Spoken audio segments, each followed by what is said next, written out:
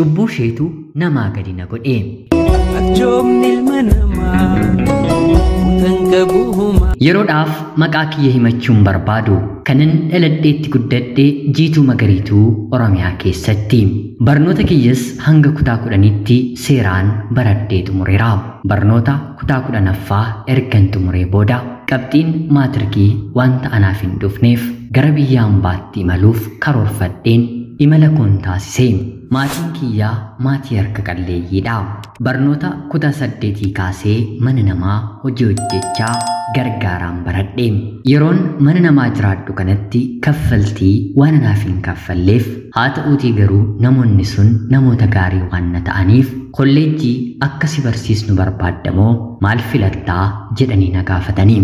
Yeroo sanatti ani rakkoo maatii kootu qalbii kiyya keessa waan na tureef maatii kiyyaaf nan dabarsa jedhee waan hin yaaduuf lakkii maallaqa ittiin kolleejjii na barsiistaniin gara biyya ambaatti osoo na ergitanii baay'ee natti tolaa jedheen gaafadheeni. Yeroo kana isaanis nuti umrii kee guutuu mana keenya keessa akka ati jiraattu hin feenu nama dhajaa taateef carraa kee yaaluu qabdaa wanta fedhii kee boruu kaasnee siif eegallanaan jedhanii haati manaan hojjedhu guyyaa sana bulee kaasee namoota dhimma kana beekan qorachuun paaspoortii kiyya guyya 3 keessatti naaf baasisuun carraan viizaa baatii 3tti naaf deebi'ee gara biyya ambaatti imala koon taasise. Akkuma nachi gaheenis maallaqni natti baastan hagamidhaa isiniif hin kaffalaa jedhee yeroon gaafadhuuni.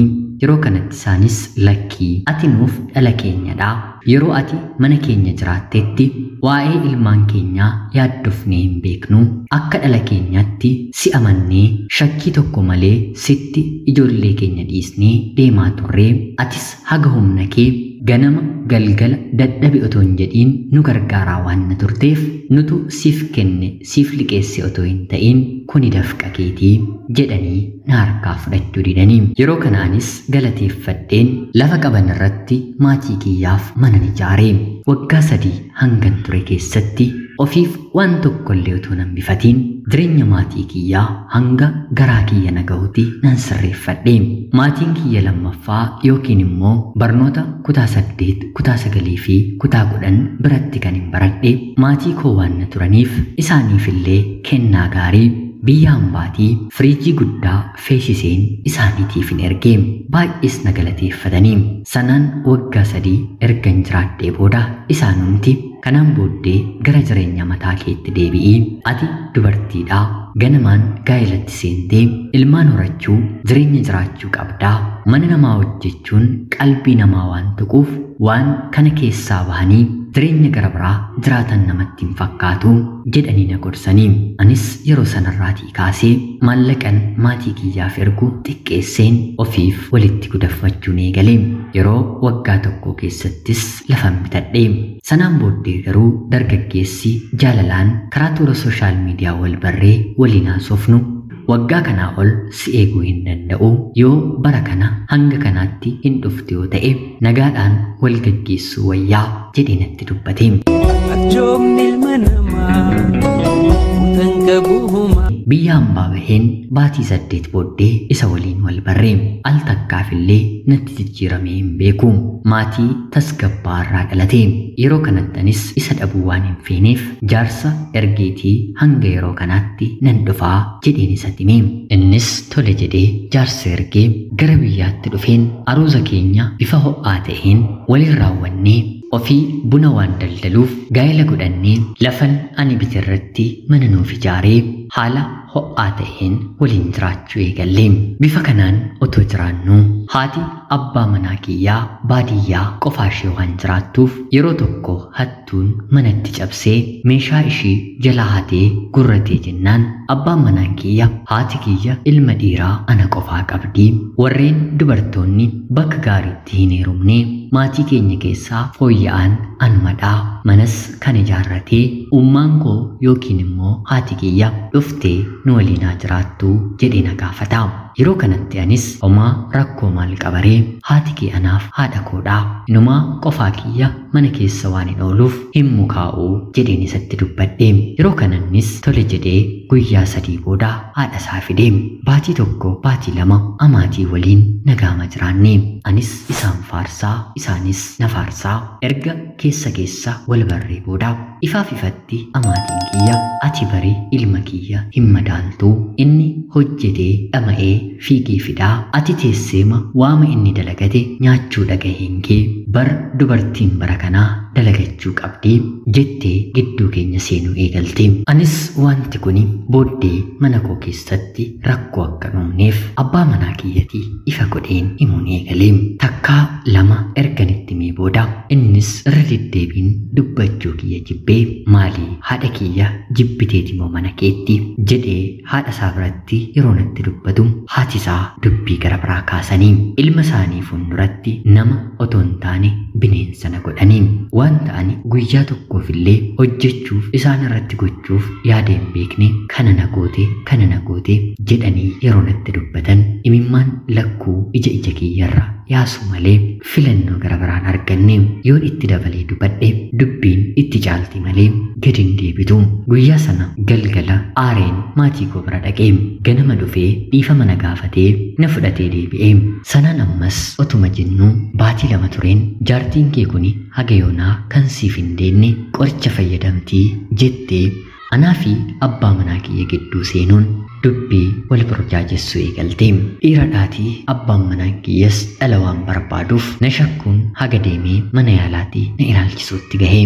Kanaan otoo hin jiruutiin haati abbaa manaa kiyyaa abbaa manaa koof dubartii gara biraa haasofsiisuun dhoksaadhaan akka wal argatan haala mijeessuu eegalanii. Abbaan manaa kiyyas ija isaanirraa kaasee jaalalli waggootaaf turan sababa harmeensaa dubartii gara biraatti fiddeen jeeqamuu boora'uu eegalee. Kanaan dubartiin harmeensaa fiddee fi kuni anaan dursitee ni ulfooftii fi yeroo kanatti abbaan manaa kiyyas haati abbaa manaa kiyyas mana keessatti abidda natti qabsiisuu eegalanii. Akkan maraadhee mana sanaa bahuuf yeroo hunda dubbiidhaan na hidhuu eegalanii. Ani garuu hagan mana sana keessaa bahutti akka abbaan manaa kiyya karaa haadha isaa dubartii gara biraa bira deemu gonkumaa hin beeku. Dubartiin ulfoofteetii fi kuni baatii 6 yeroo guuttu waliin jiraachuu dadhabeen gara mana maatii kootti hin galee. Dur na kadhatee manaa kan na fidatu amma garuu waggaa tokkoof baatii 4 guutuu ni deessa jedheen si eegee dadhabee dubartiin deenyi warra isheetti deebisu malee maal godhuu jedhee dhaamsa naaf dhaame. Ani baheen yeroo baatii tokko kan hin guunne keessattis dubartii ulfooftee fi haati isaa manatti fiddee waliin jiraachuu eegalanii. Anis aariidhaan dhiira gara biraa bira deemee kan hin beekne yeroo sanatti anatu dhuguma ulfaa'uu dadhabeeti moo jedheen dhiira tokko hiriyaa qabadheen waliin ciisuu eegalee. Ulfaa'us barbaadeen baatii jalqabaa irratti marsaan laguu kiyya dhaabbatee. Kanaan anis yoon abbaa manaa dhabe dhalan dhabu jedheen hiriyaa yeroof hin qabadhe kanaaf nan ulfaa'ee. Haati kiyyas dhugaa jirtu rabbi baasa ilmaan takka miti sagaliyyuu dahee kaleessayyuu rakkannee jiraanneerra har'ammoo otoo qabnu jiraachuu hin dadhabnu jettee humna naaf kennite. Sanaan haati manaan lammaffaa abbaa manaa kiyya deesse. Anis yeroo booddee nan dahe. Seera dura dhaabbannees manni ijaarame gurgurame qabeenyi keenyi gargar qoodame. Aanaa magaalaa waan na ta'eef manni gatii gaarii nuuf baaseera. Maallaqa nagaheen maallaqa xiqqoo baankii irraa liqeeffadheen konkolaataa minibaasii 5L nama 12 imalchiisuu danda'u nan bitadhe. Sanaan dargaggeessi yeroof jaalalaan qabadheen daa'ima irraa godhadhe kaayyoo abbaa manaa keetti deebi'uu qabdaayii jedhee na gaafata. Yeroo kana anis lakkii gonkumaa hin qabu jedhee yeroon deebisuu fi yoos immoo maaliif waliin jiraannure ani hiyyeessan ta'e malee maaliin ta'ee jedhee na gaafata. Anis tole silaaw daa'imni kan keetii jedheen gaa'ela waliin dhaabbanne. Innis yeroo sana waraqaa eeyyama konkolaachisummaa baafatee konkolaataa kiyya konkolaachisuun jireenya keenyatti fufne. Waggaa 2 waggaa 3 waggaa 4 yeroo finnee ani daa'ima 2 dabaladheen 3 yeroon guutadhu abbaan manaa kiyya anarratti dubartii gara biraa ulfeesse jedhame daa'imnis kan isaan turre gaa'elli isaas deebisee diigame cubbuu isheetu naqabee jireenyi ana harkaa badee jedhee dubbata. Akka jaalalaaf akka waliigalaaf kan akka anaa fi abbaa manaa koo duraa dubbiidhaan waliigalee murteeffatee hin turre adda ba'uu yaaduu miti sammuma keenya keessa iyyuu hin turre. Haa ta'uutii garuu haati isaa dhuftee nu waliin jiraachuu eegaltee baatii jahatti jireenya keenya akka hin taane gootee booressite. Amaatii gaarii akka jirtu nan beeka. Haa ta'uutii garuu eenyuyyuu gaa'ela isaa gidduutti dubbii nama biraa kan dhaga'u kan dhaggeeffatu yoo ta'e gaa'elli sun umriin godhatuun dhaamsa obboloota koo dhiiraaf darbe immoo obboloota koo shamarraniif hin qabu. Haati ofii manuma ishee haa jiraattu abbaan ofiis manuma isaa haa jiraatu. Tarii firri nu biratti kan baratu yoo ta'e umrii keenyaan gadi amala kan qabu dubbii gidduu kan hin seenne ta'uun dirqamaan dhaamsa ana obboleettiin keessan isiniif qabu. Ulfaadhaa nagayaatti galatoomaa. Arjoomni ilma namaa utan qabuhuma. Yooyyaa shamaa akkam jirtu kabajamtootaaf hordoftoota qophii Oromiyaa 24. Nagayaaf jaalallee tokkummaan bakka jirtan hundaatti hunda keessaniif haa ta'u jechaa guyyaa har'aallee seenaa obboleettii keenya tokko nuuf qooddee isiniif dubbiseen hin ka'a. Akka isin irraa barattaniif hubannoo cimaa ta'e tokko irraa argattan homaa shakkii tokkollee hin qabu. Obboleettii keenya seenaa kee kana nuuf qooduu keetiif guddaa galatoomi jechaa kabajamtootaaf hordoftoonni qophii Oromiyaa 24 seenaa ishee dhaggeeffattan yaada keessan komentii jalatti qoodaa fi jechaa qophiin guyyaa har'aaf isiniif qabadheen dhiyaadhe kanuma fakkaatti. Like, share, subscribe gochuu hin dagatinaa jechaa qophii gara biraatiin hanga walitti deebinutti bakka jirtan maraan turtii gaarii horaa bulaa. Arjoomni ilma namaa